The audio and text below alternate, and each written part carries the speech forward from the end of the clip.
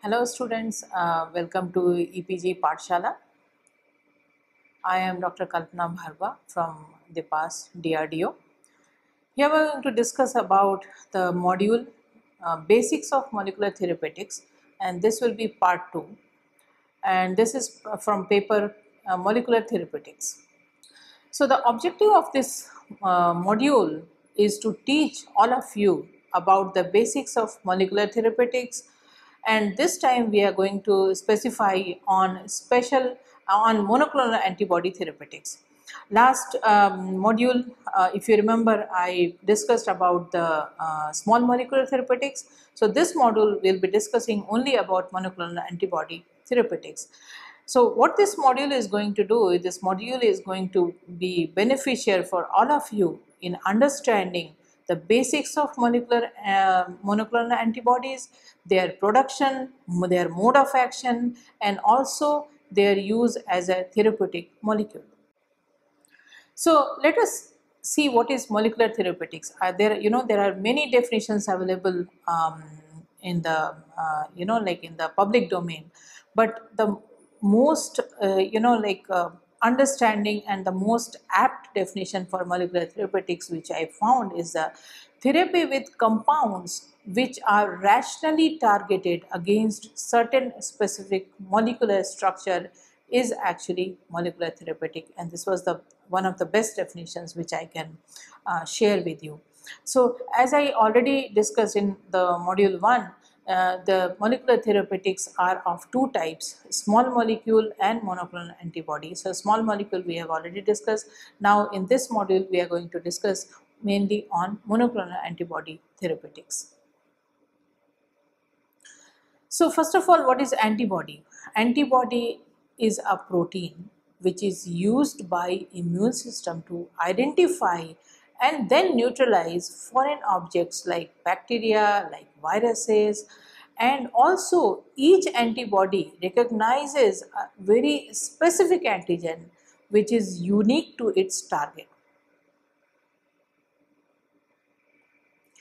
So now coming to the antibodies, like types of antibodies, and there are only two types of antibodies. One is monoclonal antibody and the other one is polyclonal antibody. So there is a very peculiar difference between these two kind of antibodies. Monoclonal antibodies, as the name suggests, it is actually produced by a cell line derived from only one activated B cells. That means it is derived from single clone or monoclone, and that's why it is called monoclonal antibody. And also it is only it is recognized only one epitope, and that is why it is only single epitope which it recognizes. And coming to the polyclonal antibody, as the name suggests, it is a mixture of antibodies with different specificities, and also it is a product of more than one type of B cell clones, and that's why it is polyclonal. It also recognizes different type of epitopes as an antigen as opposed to the monoclonal antibody. So far we have learned the types of antibodies. Now, how do we select these antibodies in different animals? So when we produce the monoclonal antibody, mostly monoclonal antibody is produced either in mouse or in rat. However, polyclonal antibodies are produced in rabbit and sheep and goat. So it is almost for any substance it is possible to create monoclonal antibodies, and that specifically bind to the substance, then serve to detect or purify that particular substance. So now this monoclonal antibody, it has become a very important tool in the area of biochemistry, molecular biology and medicine. So, as I said, there are two main classes of monoclonal antibodies, and one is there are two classes of antibodies, monoclonal and polyclonal antibodies. Now we are concentrating only on monoclonal antibodies. So again, the monoclonal antibodies also, it has different classes. These classes are actually called isotypes. So, and these isotypes, like how they are classified, these are classified on the basis of their differences in their heavy chain and light chain constant domain, as I already discussed during the structure of antibody, monoclonal antibody, they are made up of heavy chain and light chain. So their difference in the nomenclature is mainly because of different heavy chain and different light chain. And immunoglobulins are grouped into 5 classes, like the immunoglobulin G, immunoglobulin A, immunoglobulin M, immunoglobulin D, and immunoglobulin E. So these are the major 5 classes of immunoglobulin. Again, these classes are again classified, and they are again divided into subclasses. Now, but as I mentioned that immunoglobulin G is the monoclonal antibody which are mostly used for therapeutic purpose. So now let us discuss only about the immunoglobulin G molecule, and it possesses heavy chain which is known as Y chain. And when you see the structure, you will realize that why it is called Y chain, because the structure looks like a Y shaped molecule. And immunoglobulin M has a mu chain, A has a alpha chain, E has a epsilon chain, and D has a delta chain. And that's how their name and their classification have been made based on their based on their chains, heavy chains. So now coming to the immunoglobulin G again is subclassified into 1, 2, 3 and 4 types.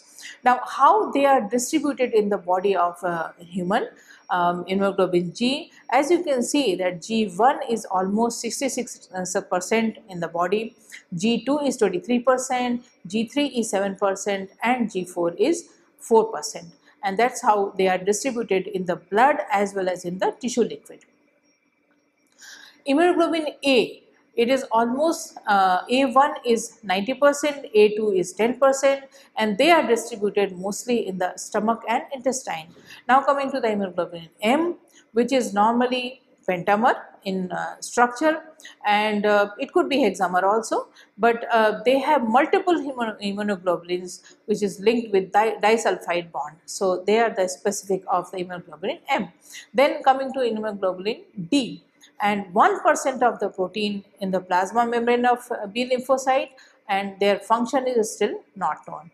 Then coming to the last type of immunoglobulin, which is immunoglobulin E, and these are found on the surface of the plasma membrane of the mast cells, and they also play a role in immediate hypersensitive and defensive for parasites. So these are the major classes of immunoglobulin and their function and their distribution in the body, in the human body, based on their Y chain they are classified. So immunoglobulin G classes of antibodies are the antibodies which are actually utilized for the therapeutic potential, and most of the therapeutics available in the market, most of the molecular therapeutics, antibodies based molecular therapeutics available in the market are actually immunoglobulin G class of the molecule.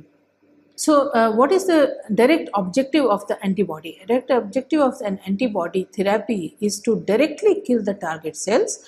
The isotype of choice is IgG1, as I said, and since this type is optimal for complement fixation, and that is why this is the only type of antibodies which is being used as a therapeutic agent for most of the disease to be treated.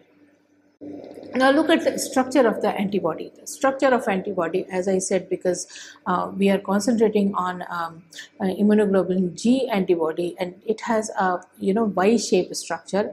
And as you can see that this Y-shaped structure is actually it is seen in the picture. There are two arms. There are like one more arm which is conjugating, which is joining the two arms, and these arms are made up of light chain as well as heavy chain.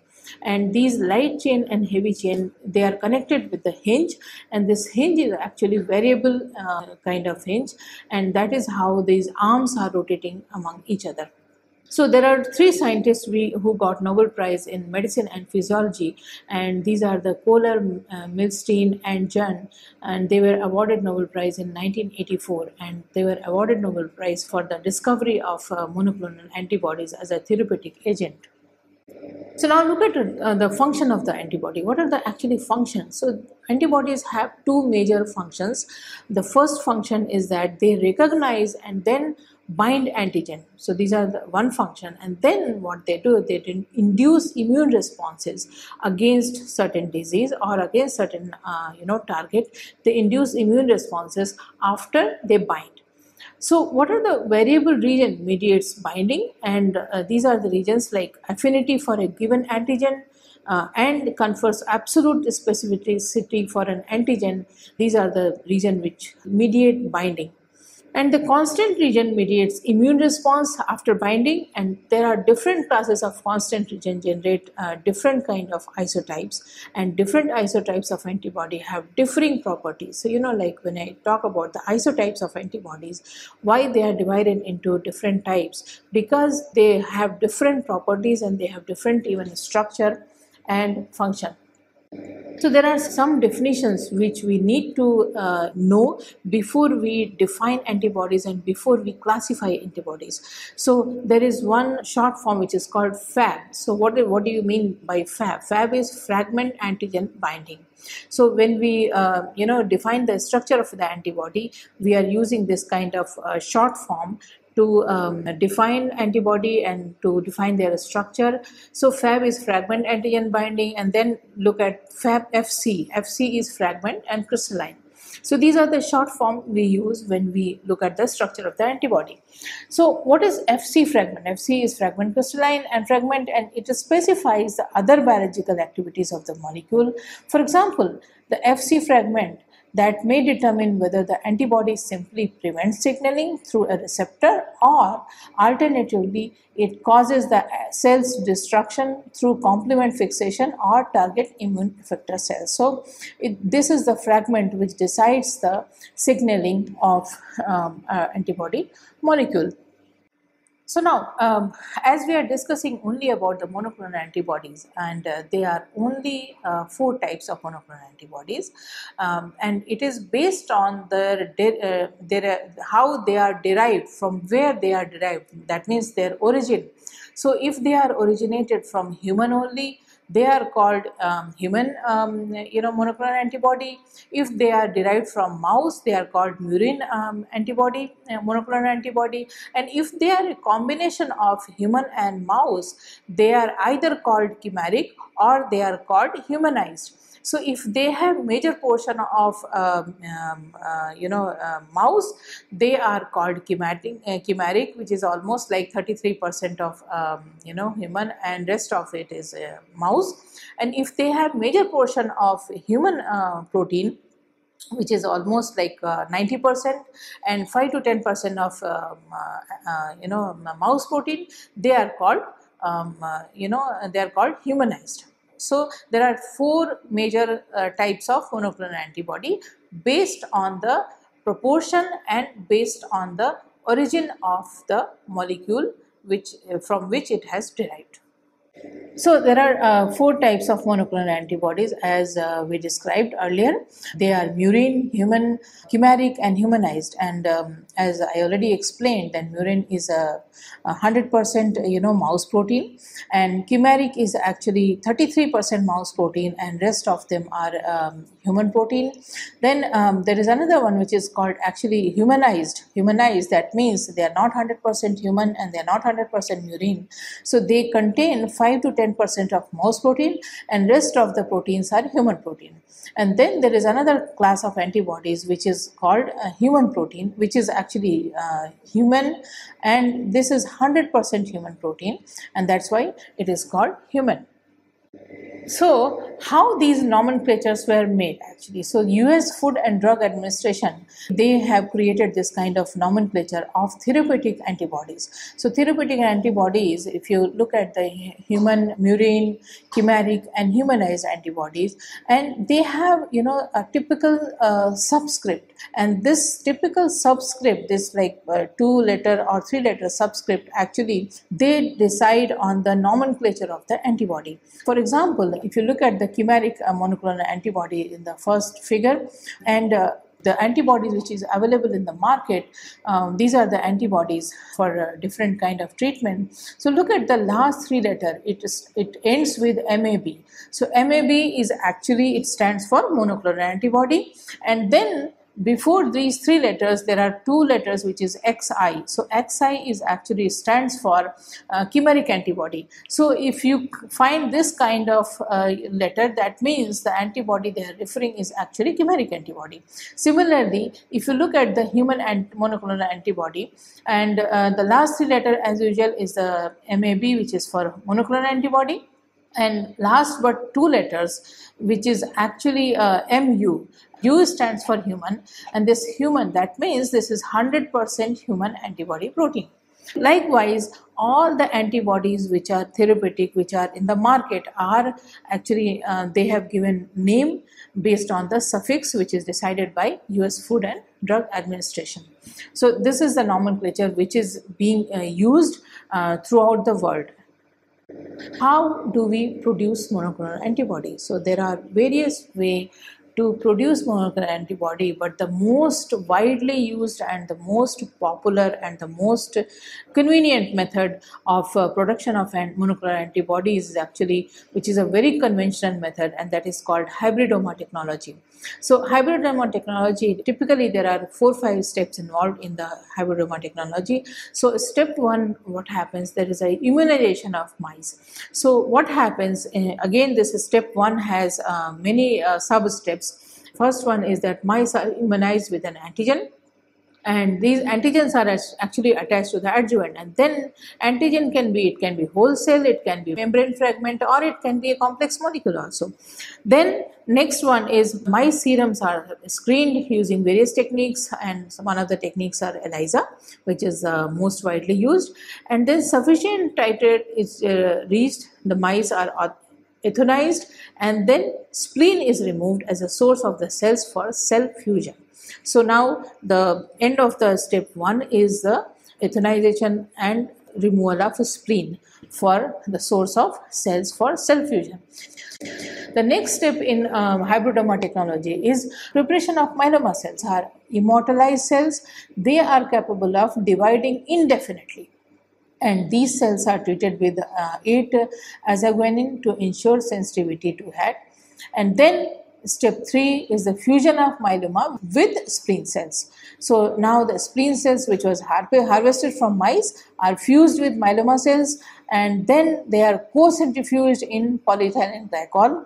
Cells are plated in selection medium, and then only fused cells which grow on HAT are distributed on feeder cells to promote growth of the hybridomal cells. So now in this step we got the hybridomal cells.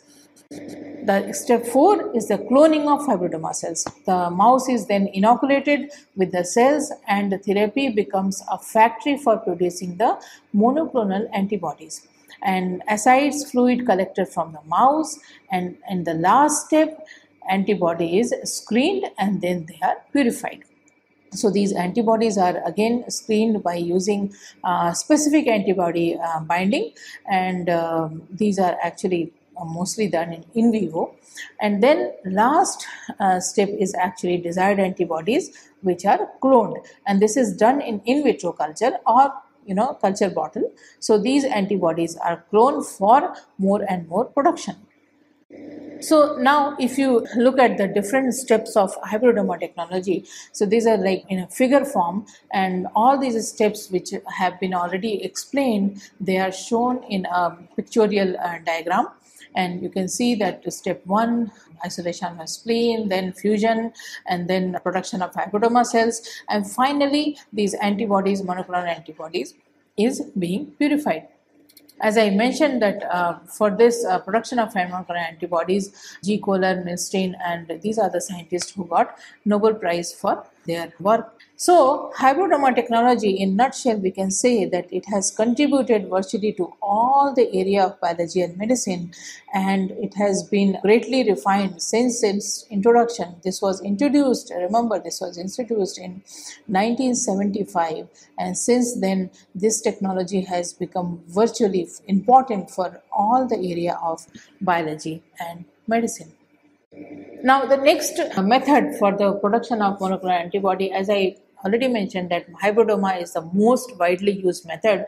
However, there are some limitations where hybridoma technology cannot be used, and in that case there are some other methods which is actually in practice, and one of them is phage library. So there is a phage display library which is created, and this method was introduced in 1985. And so what it does, it selects the antigen specific variable region genes, and then it is expressed in functional antibody fragment with a unique specificity. A library is created, and then gene encoding single chain variable fragment can be created, and finally one phage derived monoclonal antibody is approved, and some of them are being used. And it seems there are almost 35 human monoclonal antibody which is generated and which has been approved by FDA, are actually in the development or clinical development process at present. Then there is another method which is being used is the transgenic mice. So what happens, this genetically engineered mice, they express human antibody, and it was first reported in 1994.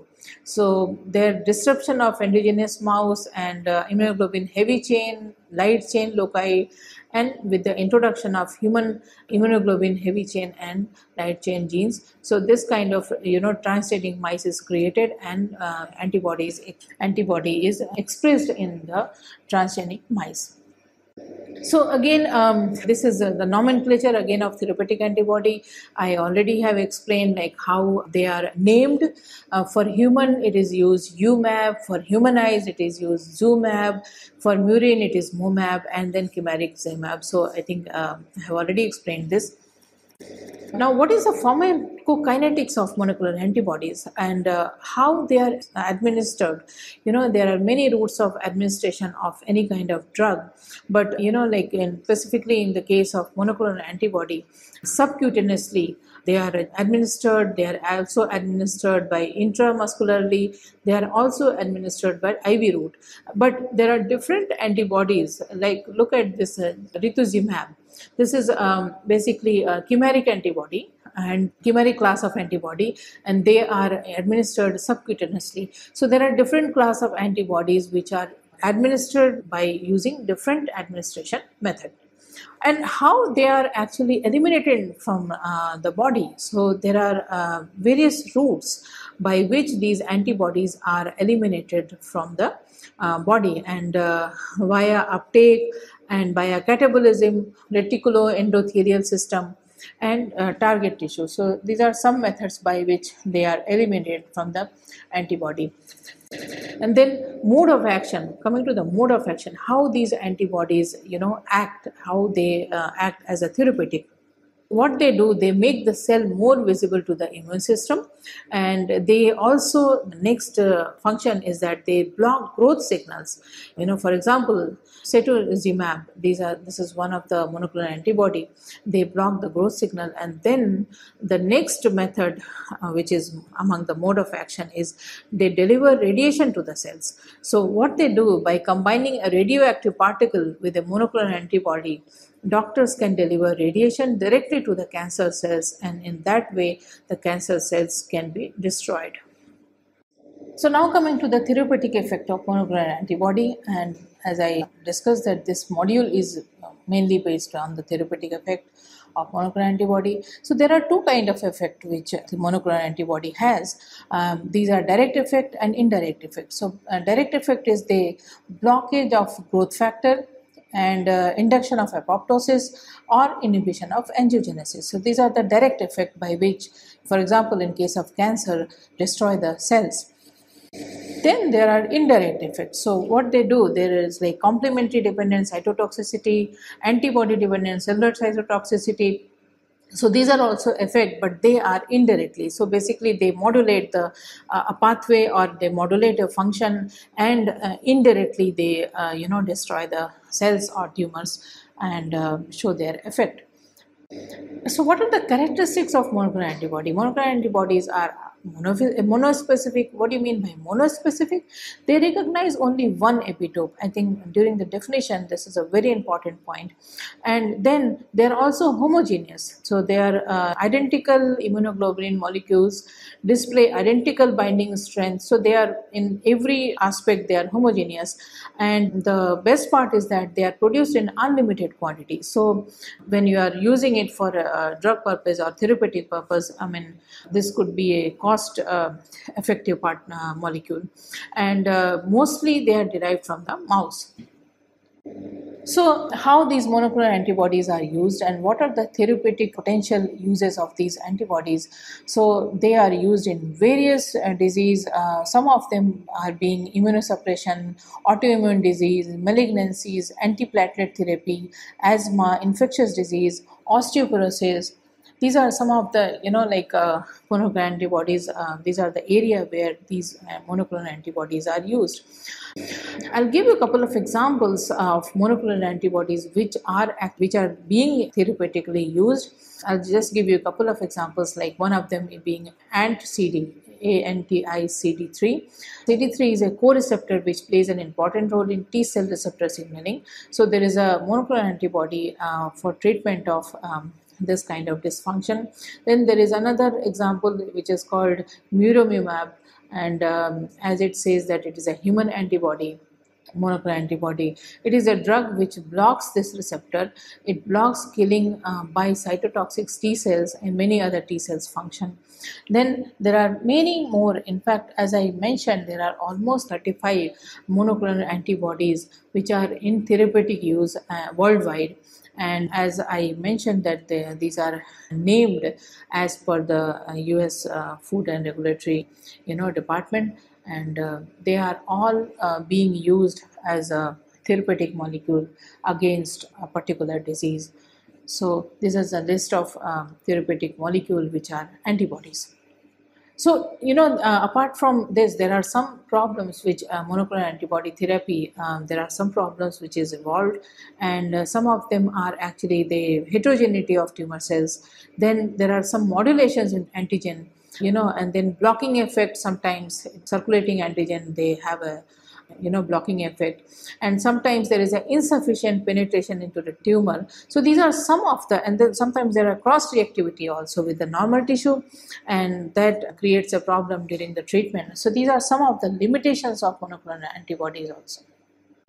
So, in nutshell, if I want to, summarize the whole module, so finally, I'm here to say that monoclonal antibodies are very specific antibodies, and they are produced by clone of single hybrid cells. That's why they are called monoclonal antibody, because they are produced from monoclone or single clone, and these are formed by the fusion of B cells with the tumor cells.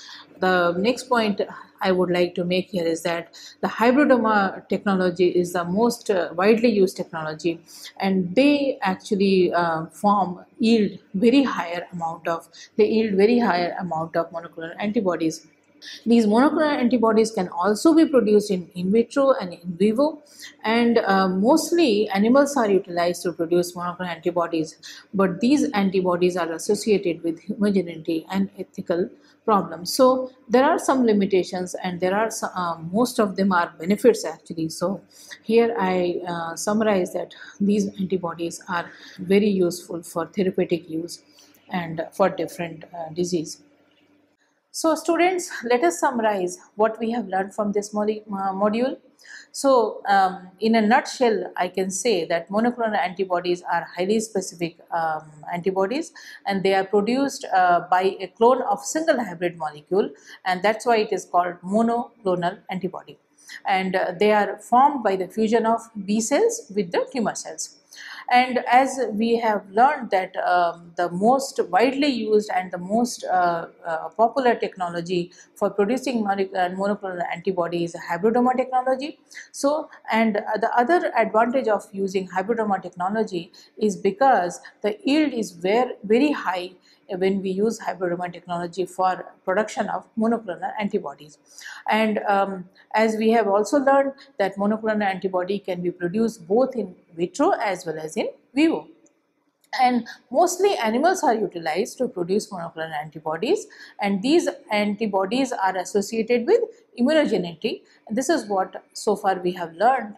Now, coming to the future of monoclonal antibodies, all we can say, that this monoclonal antibody therapeutics has become a breakthrough in the area of medicine as well as in the research.